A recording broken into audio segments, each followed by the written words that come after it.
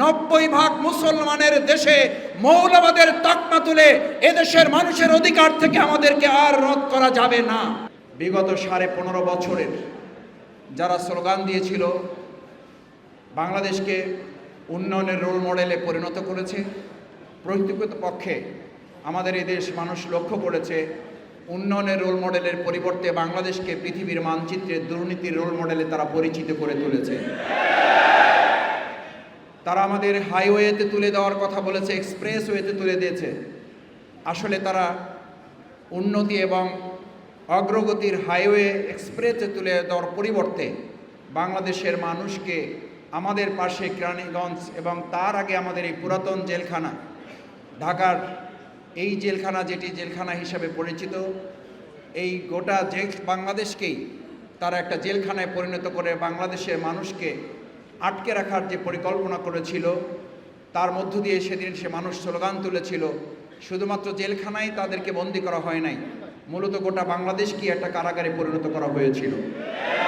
সম্মানিত সুধীমণ্ডলী, বাংলাদেশের এই সময়ের আজকে ইসলাম এবং ইসলামী আন্দোলন এদেশের মানুষের দেশপ্রেমের একটা গুরুত্বপূর্ণ নজির সামনে রেখে আজকে যদি আমরা একতাবদ্ধ হয়ে সমস্ত ষড়যন্ত্রের বিরুদ্ধে মাথা উঁচু করে দাঁড়িয়ে কথা বলতে পারি যে আমরা মানবরচিত মতবাদ দেখেছি, মানবরচিত মতবাদের সকল অনুশাসন এদেশে এখন মানুষের কাছে ইতিমধ্যেই একটা বস্তা পচা পরিণতিতে রূপ লাভ করেছে। সুতরাং সে সময় এখন মানুষের মধ্যে স্লোগান উঠেছে, সব দফা দেখা শেষ, আগামীর ইসলামের বাংলাদেশ। আজকে এখানে যারা এসছেন, বাংলাদেশ জামাত ইসলামী সেই ইসলামের আহ্বানের কথাই আপনাদেরকে নতুন করে আরেকবার আপনাদের সামনে তুলে ধরতে এসেছে। আসুন, মানুষের তৈরি করা কোনো মতবাদ দিয়ে সেই সময়ে আবু জেহেল আবুল আহাবরাও তো জ্ঞান বিজ্ঞানে উন্নয়নের দিকে তারা এগিয়ে গিয়েছিল, তারাও তো তথ্য প্রযুক্তির কথা তখনও জানতো। সেই আবু জেহেল আবুল আহাবদের কাছে মহাগ্রন্থ আল কোরআন ইসলামের অনুশাসন না থাকার কারণে আবুল হেকামরা যদি আবু জাহালে পরিণত হয়, আজকের যুগের যত বড় দলের নেতা হোক, যত তন্ত্র মন্ত্র তারা তৈরি করুক, আজকের যুগেও মহাগ্রন্থ আল কোরআন ছিল, আছে এবং থাকবে। সুতরাং মহাগ্রন্থ আল কোরআনের বাইরে যারা থাকবে তারা আবুল হেকাম হবে না, তারা আবু জেহেলই হবে। মানুষ আর আবু জেহেলের পিছনে ঘুরতে চায় না। মানুষ এখন খোলাফায়ে রাশেদার মুহাম্মদুর রাসূলুল্লাহ সাল্লাল্লাহু আলাইহি সাল্লামের সেই অনুশাসনের দিকে ধাবিত হয়ে উই ওয়ান্ট জাস্টিস, ছাত্র জনতার সেই স্লোগানের দিকে ফিরে যাওয়ার জন্য মহাগ্রন্থ আল কোরআন এবং ইসলামের ভিত্তিতে দেশ পরিচালনা করতে চায়।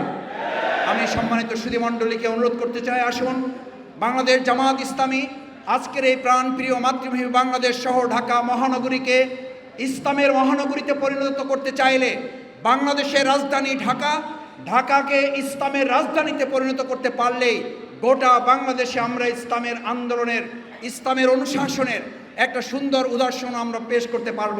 সম্মানিত ভাই এবং বন্ধুগণ, আজকের এই ছাত্র জনতা যখন ইসলামী অনুশাসন, দেশপ্রেমের ভিত্তিতে গণ অভ্যুত্থানের রচনা করেছে, ঠিক সেই সময় আমরা লক্ষ্য করছি আমরা আমাদের একটা স্বৈরাচারের ফ্যাসিস্টের দেয়াল হয়তো ভাঙতে পেরেছি, কিন্তু এখনো ইট বালু কণা যেখানে যেখানে আছে তারা সেখান থেকে আবার আওয়াজ তোলার চেষ্টা করছে।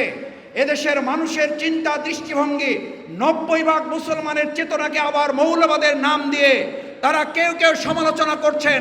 আমরা দ্ব্যর্থহীন কণ্ঠে বলতে চাই, 90% মুসলমানের দেশে মৌলবাদের তকমা তুলে এদেশের মানুষের অধিকার থেকে আমাদেরকে আর রদ করা যাবে না।